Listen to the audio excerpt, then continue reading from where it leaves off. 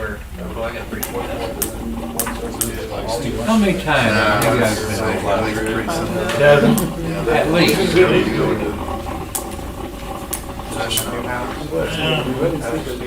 I guess Doug Carney and Perkins are calling, trying to get Doug Jacobs as well. Trying to get builders. Jacobs out there. Doug said that's what's the problem. I said, this thing, someone could have want to hear about that. That's what I've been telling him. Right.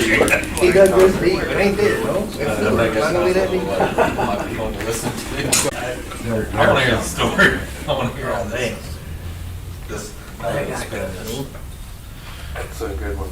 I've got 8:30. Let's call the meeting to order.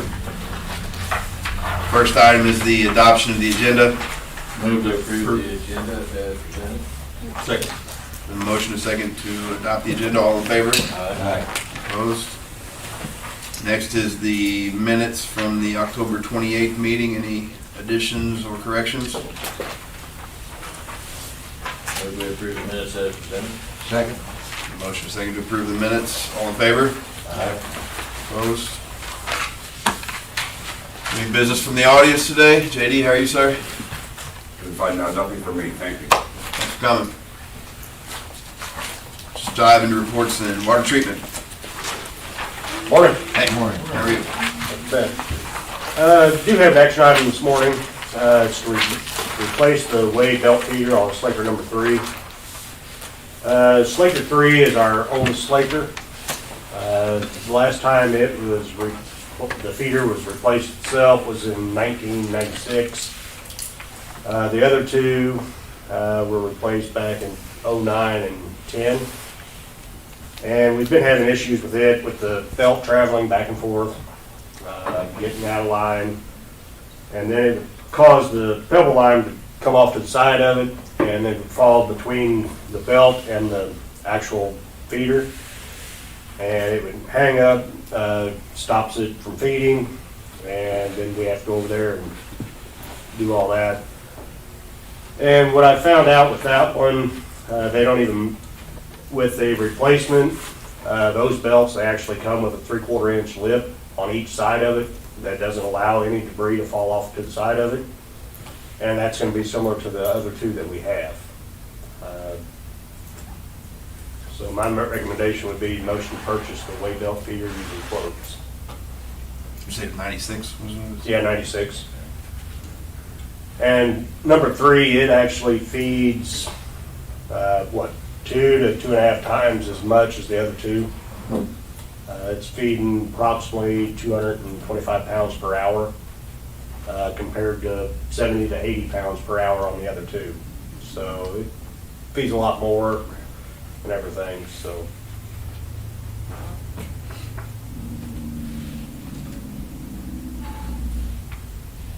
You got budget's gonna be pretty close? I think so. Got a hold of the company and just kind of had them shoot me a ballpark, and it was about right on, unfortunately, but.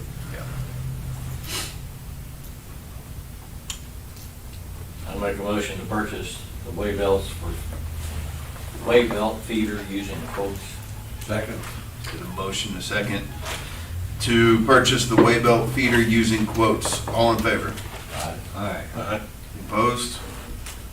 Thank you. Not much else to report, other than what's in the board packet. If you have any questions, I'd be happy to answer them. Chlorine switch over, go okay? Yeah, did that yesterday and everything, and they're switched over at the plant, no problem, and everything. So we'll check the reservoirs today and see. It may be a couple days yet before it actually switches completely over. Makes sense. In reservoirs. But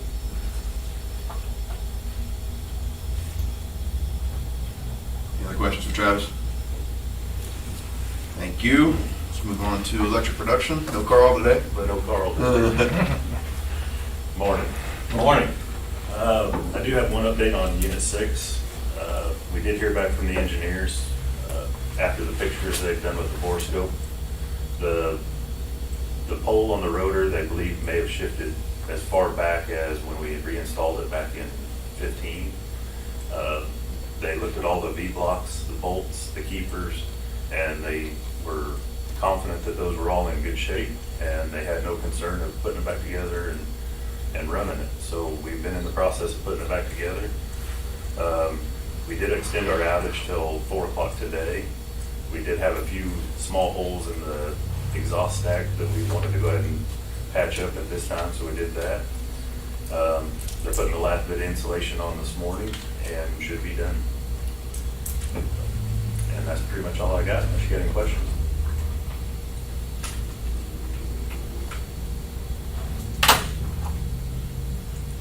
It turned out well. Yeah, I'm glad. It was a good thing they did the inspection, because those PI tests, it definitely needed cleaned. We would have issues if that not been done, so kudos to that group for doing what they did. Any other questions? Thank you. Move on to underground facilities. Grant? Morning, gentlemen. Morning. I don't have a lot to add. We did discuss some things with Burns and Mac on North Street. Trying to trim a little fat there, if you will. We do some in-house painting. It doesn't look like VFDs are the way to go as far as feasibility, cost-wise, room-wise, HVAC demands. So we're working with them on a couple different things to try to save a little money in that area. Working on backup power. That I don't know that the generators we have are going to work. That's still under investigation. Proceanic, we're still working through some scheduling issues with them. I've reached out to them a couple of times. We're still kind of playing phone tag there. And then down at the wastewater plant, we assisted them with some locates for their project and kind of doing some demo work. That should be done hopefully early next week. Got a lot of it down, just we're waiting on to get it hauled off. Other than that, that's all I have, unless you have any questions. Will Proceanic do that in the winter? I mean, is that a year-round deal, or? They can, because that water, actually The water is what it is, I it'll be guess, warmer right? than the outside typically, Yeah. It's gonna be somewhere between 52 and 58 in that reservoir, but How long will it take them to do that project? I'm gonna guess it's 3 days. That's kind of their time frame they shot us. 3 days on site. That's not counting mobilization, demobilization, but Assume February would be a bad time to do that kind of gig, but it's not me doing it, so. I've seen the fella get out of there in July and he wasn't any too warm. Water feel better than the air. On the pump station, how do those motors start now? It's soft start. I think that's a valve. Yeah. That, All right, so it is a soft start. Yeah. yeah. But There's no and reason to the control the pneumatic speed valve. of it, really. Yeah, and usually when you turn them on, you just run them at a certain speed. I don't think there's any advantage to Slowing it down. going to VFDs, right? And then if you had VFDs, you had HVAC, you had more cooling to the building, and I just don't think we don't think we're gonna gain any operational advantage with VFDs to justify the cost. I can see that. My whole point in that question is to make sure we were using soft starts. Right, And yeah. not just slamming Yeah, cross-line no, starters in or No, something. no, we're not, we're not. And I think, and the reason we're not looking at VFDs is because what we have works really well. It's just old. So I think if we duplicate that, then I think we feel like, we're not looking for any improvements because we're operating fine. And then they did look at VFDs, and there's definitely gonna be a lot more cost associated if we went that route, but we just don't see the benefit to doing it, so. No, if you're not gonna control the speed, then there's no Right, point in doing it. right, yeah, it'd be a substantial cost and really no benefit, so we're kind of eliminating that. Grant, did you get the email back? I did. I never did. Everybody's agreed upon this. Perfect. Thanks for sharing that. No problem. Did you get mailers hooked up okay? No- Yep. No problem? No issues there. I think they're moving forward on that project there now. It looks like they are, yeah. Any other questions for Grant? Thank you. Let's move on to electric distribution. Doug? Good morning, gentlemen. Good morning. Not much to add, just update on Southeast Sub project. The transformer did arrive Monday. It was a little challenging getting it into the sub. When he showed up, he was 103 foot long. He was able to shorten that up considerably. We had to add rock to the driveway to try to make it wide enough for him to get turned in there. Long story short, we finally did make it in there. The crane got him set off. I don't know if you've seen any pictures of that, but we did get the transformer put in place. Field assembly, I'm trying to schedule that with the manufacturer. Tentative beginning Monday, December 6th on that. Should take about a week. Other than that, that's all I've got. Unless you got any questions. I saw you guys turning there about Dairy Queen. I was like, oh. Yeah, That thing was huge. it was. I don't realize how big they are until you get right there. It was massive. Yeah, I'll send you guys pictures. Doug took pictures, Tony took pictures. The crane they used to set it had Missouri Monster painted on the side. It was a big crane. It wasn't your run-of-the-mill crane. It was pretty I big. thought I could just go take the line truck out there and help. That was, yeah, they did a great job. Everybody did. Those guys did a real good job getting all that set up. It was his department. So I took Tony down there to see where he was gonna write the check. He didn't know what it was for. Impressive. Yeah, you gotta go see this. I don't know if I can see this.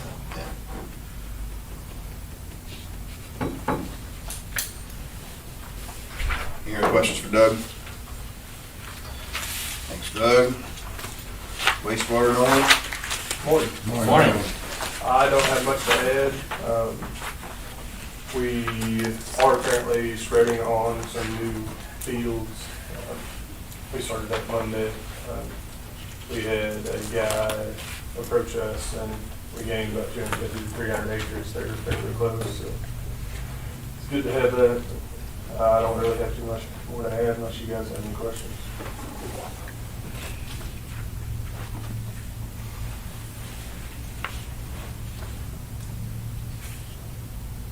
Questions for Nolan? Thank you, Nolan. IT and broadband, Jim? Morning. Morning. I've got a little map in there showing where we are as far as status. I think got roughly 13 miles of conduit in out of 70. We're ways behind on pulling fiber, but we're catching up. Actually, we're not catching up. We're trying to maintain. We did pull some aerial fiber on 65 North this week and get a little bit spliced, so we're making a little bit more progress towards water plant and those customers up there. Other than that, that's about all I've got, unless you've got questions. Does the fiber have to be in the ground for that year deadline, or is the conduit good enough?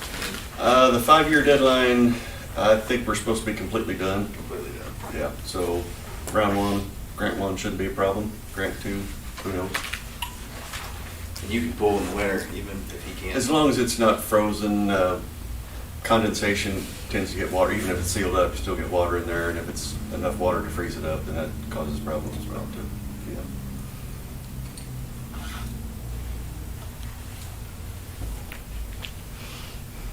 Exciting to see that project come along. Any other questions for Jim? How many total customers do you have now? Total customers, we're almost at 3,450. I think we're a few short of that number, but that's everybody in town and everything else. I think we've only got a handful out in the Grand area so far. But Be interesting to see the year-over-year growth. Just it's been about adding 300 a year for the last few years, roughly average.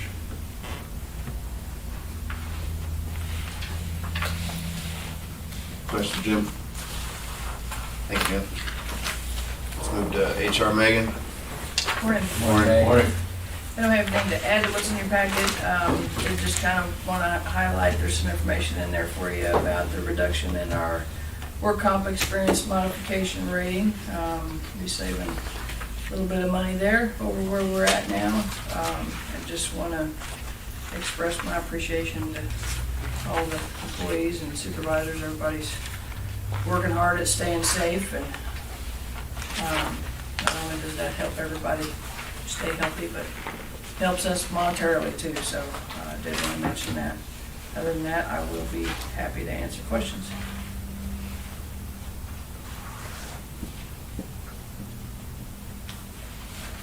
Who's doing the Christmas lunch? Corey Jackson was selected. Yes, thank you for mentioning that, because we see you all one more time. We will see you one more time before that, won't we? First week of December. You guys are certainly invited. I'll send you some emails a little closer to time.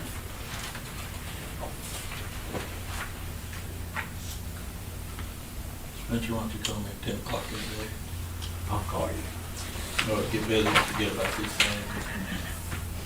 Forgot about that last thing.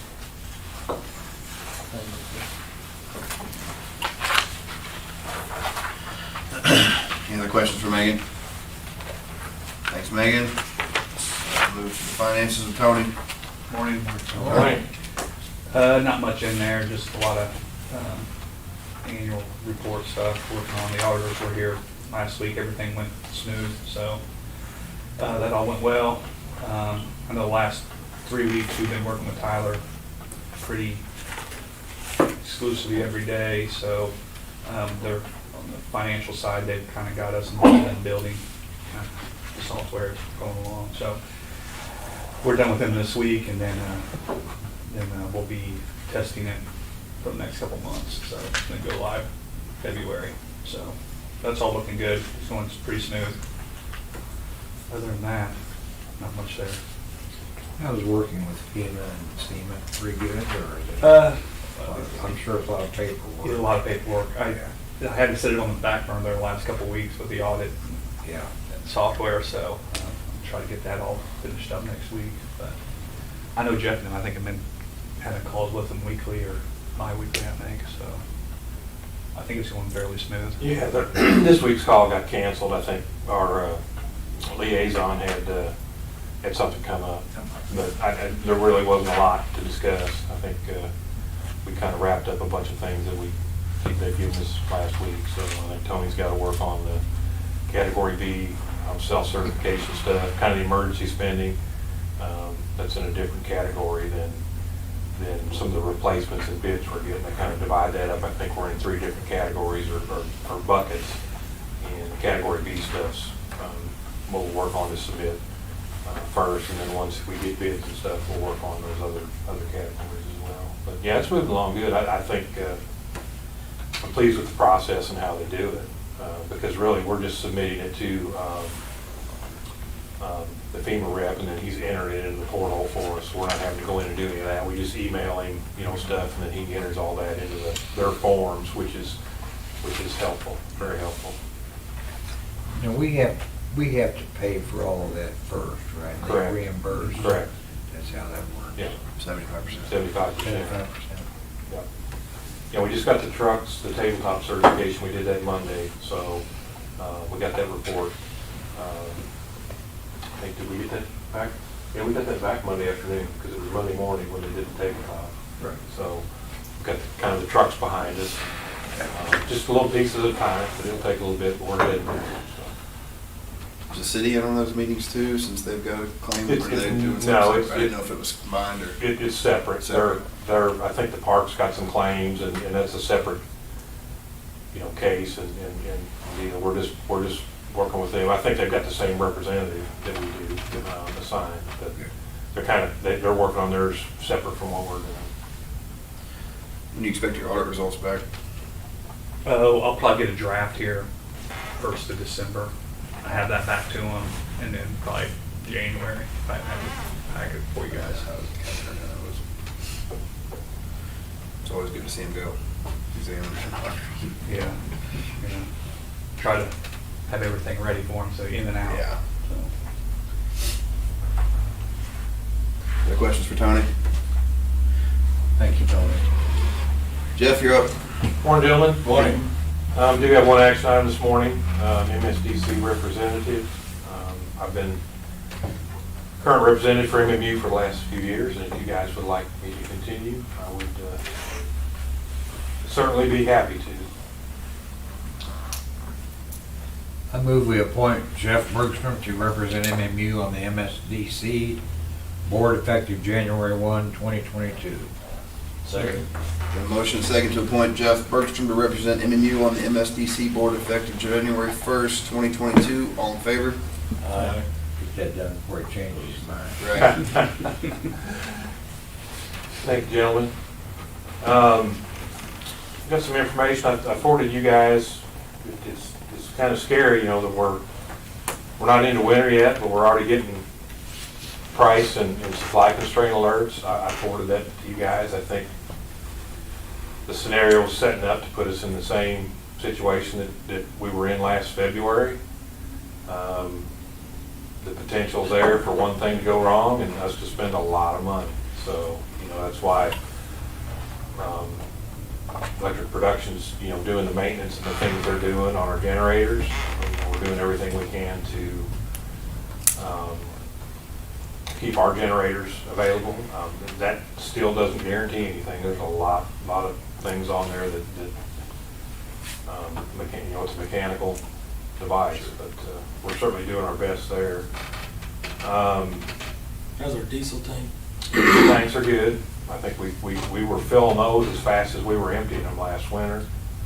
I do have several meetings this afternoon. One's a virtual ownership meeting, and that's kind of to address pool-owned assets, because we had a lot of those assets that didn't show up last year. And I think, if certain entities are willing or cities are willing, the pool would like to take over the role of maintaining and taking care of those. That's where the virtual ownership comes in. They wouldn't actually own them, but they would kind of, oversee, make sure they've got the right fuel in them, make sure the maintenance is getting done, so those units will show up. So I'm encouraged. We're talking about, last year was kind of a first, Winter Storm Uri. This year we kind of know what could happen, and so we're looking at, ways to mitigate those effects well ahead of time. So one of the big issues, I think, from what I've seen, so they sent out a survey, everybody submitted data back. You have winter fuel blend, what's your fuel storage, what's your permit limits, basically anything tied to those units. And the biggest issue I saw was fuel storage. A lot of them only have 8 to 24 hours of fuel storage, and they couldn't get fuel last year. So I'm hoping we're going to kind of look maybe to go to the pool or to one resource to try to procure fuel for everybody, and maybe have that set up ahead of time where if it gets cold, we're put in that situation, we know who to call and how to get fuel, kind of have that covered. We're fortunate because we can take tanker trucks, and we can get it right off the pipeline. It comes from Salisbury, where Ride Oil is. A lot of these smaller units, like our unit 7, 8, 9, they have to fill up with your normal diesel delivery trucks, and they can't use tankers to offload. They don't have the ability to offload a tanker like we do. So, but yeah, they'll be working on some of those things, because it's you look at the natural gas price. I know we don't supply natural gas to residents in Marshall, but I think we're going to probably put something out here pretty quick to let them know, if there's winterization things they can do, some stuff like that. But I think natural gas prices for heating, home heating this year are expected to double. And that's not good. I think if you look at that, it was $2 and something MMBTU to, almost over $4. So, electricity prices and market prices could jump as well. In addition to that, kind of the Plum Point, I sent you guys pictures of the issue they had down there. They were bringing that unit offline for maintenance, and they had a problem with the pulverizer and an air duct. I don't know what the repair schedule is going to be, but that could have an effect on our purchase, our wholesale prices this winter as well. So just kind of have to wait and see. But the potential's there for us to, have some high bills, wholesale power bills this winter. But if we, the potential's there too. If we perform like we performed last year, to offset those, our local generation is our hedge against market prices, and we showed that last year, and I'm confident in our electric production department and those people. We've got some great people there that did some great work on those units. So, Do you think they'd be more likely to call on us since we perform so well? It's based on economics. So any unit over, I think, is it 10 megawatts? Jared, has to be registered, it has to be registered in SPP. So there's economic so SPP will dispatch you for economic reasons, so they know what your cost is. They've got all our information, they know what our cost is.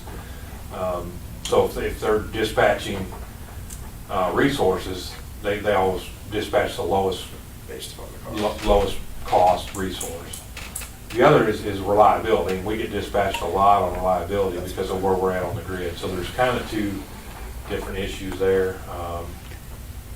Now, and then MOPEP, the units that aren't registered with SPP, which is units 10 and 11, and a majority of the units in MOPEP, the pool dispatches those based on the market. So there's kind of two different levels there. But, I don't think we'll get dispatched anymore for that. I noticed if you look in our power bill here, our capacity credit was almost $40,000, which is, I don't know if you guys remember here about 2 years ago, we were getting about $30,000 a month. So I think when we redid that and based on our costs and performance, it's gone up. So. But yeah, there's just a lot of things lining up that I thought you guys need to be aware of. Those are that's just typical utility operations, market conditions, and things that there's a lot of things we can't control. There's things we can control, which is maintaining our units and then having that hedge against the market. So we kind of got two hedges there. One is the units that are owned through MOPEP, and of course with Plum Point being down, that kind of leaves a little bit more exposure there. So. But anyway, just as this develops and I get more information, I'll send it to you guys just to kind of keep you in the loop. I don't like surprises, so I don't like to surprise you guys either. I kind of like to keep you guys, if I get information I think you should know or you would want to know, I try to pass that along. So, ARPA funding, that's something we continue to work on still. As I mentioned in the last meeting, I did submit a couple surveys from Missouri DNR. Randy Norton, who's MPUA, who Tony and I have been visiting with on the MPUA finance program. He had a lunch with the DNR Deputy Director of Environmental Quality. And we'd actually talked to him the day before, and he mentioned he was going to meet with her. So I said, make sure you tell her that Marshall needs help. So, and he said, so he got back with us the next day, so he had a good discussion with her. But there's a lot more hands out than there's going to be money available. So it's not a slam dunk that we're going to get ARPA funds. I think one thing that we do have in our favor is that we have shovel-ready projects. We're not waiting to have engineering done. We're not in line to have a lot of other things done. We're pretty much locked and loaded, and if they've got questions, we'll be able to answer those. Part of those surveys, I listed Burnt McDonald as our engineering. They've got a contact there for questions, so I feel pretty good about the position we're in. But again, there's one utility in South Missouri that's wanting $100 million for a sewer project. Well, when there's $400 million available, I mean, it's just. I don't think we're asking for much. I think we're going to contribute $3 million a match, which is usually what they like to see. They like to see you have some skin in the game. So we'll keep monitoring that as well. I did talk to Kurt Gregory. He was at the NSDC open house, and he's well aware of the help we need as well. So just visit with him about that a little bit. Just kind of keep asking questions and learn as much as we can and try to put ourselves in a good position there to get as much assistance as we can.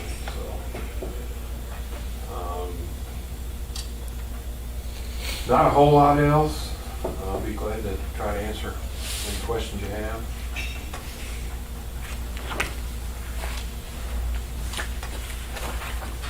Jeff, what's the project at the airport? What did I miss? That is, they bought some additional ground there, and they're looking at some hangars and pad space for the sprayers, the aerial sprayers, and we have a lot, and there's a lot of traffic there. And I think when when they're using the airport, it doesn't leave any room for your regular traffic, so. And I think they're gonna turn that into MoDOT and FAA for a grant. They've got an engineer, I think it's, I'm trying to think of the name of the engineering firm, but they were there, and they're gonna gather information and submit that to MoDOT and FAA, and hopefully get some grant funds. We've got to get some information for water and sewer to get up there. There'll need to be fire hydrants and fire protection. I'm sure they'll use water too, if they're gonna be spraying every time. So I think it's gonna be a good project. I think they're looking to have some hangars and different things as well, so be a positive. Yeah.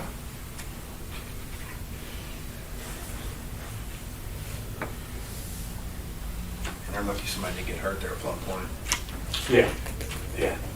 Scary. Yeah, that's the best thing about it. I mean, you can fix equipment, but you can't. Yeah. And I'll keep you guys, once they get kind of a time frame, they're gonna do a root cause analysis and, go try to figure out what the cause was. And sounds to me like maybe a fan tripped or something. I don't know. Jared could probably contribute more to it, but maybe a fan tripped off. And, that coal dust didn't get, they were in the process of taking it offline, and I'm sure something went awry, but I'll let you guys know, when I learn anything about it, so.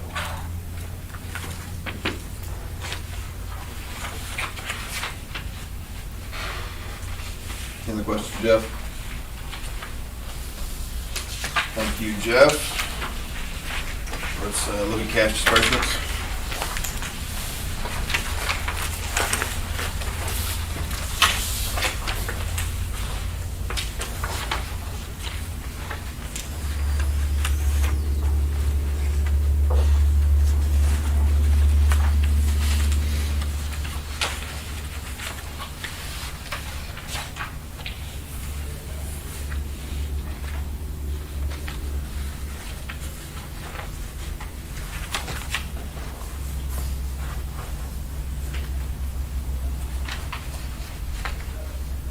Broadband contractor continues to get paid when certain sections get completed. It just turns into. Yeah. Jimmy's keeping ahead of you enough, isn't he? Yeah, he's got about 8 miles head start on us on conduit. So we're Getting into deer season, so you probably have some time to catch up. Yeah. I think he already got his, so. That's all right.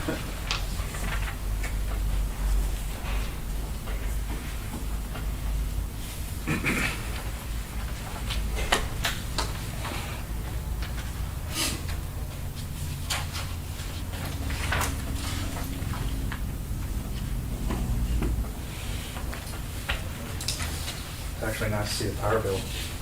That's what it is.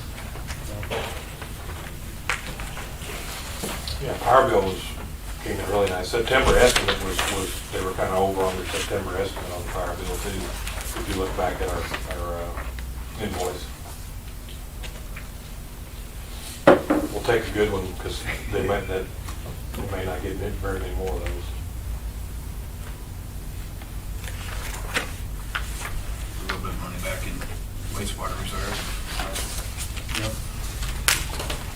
Trying.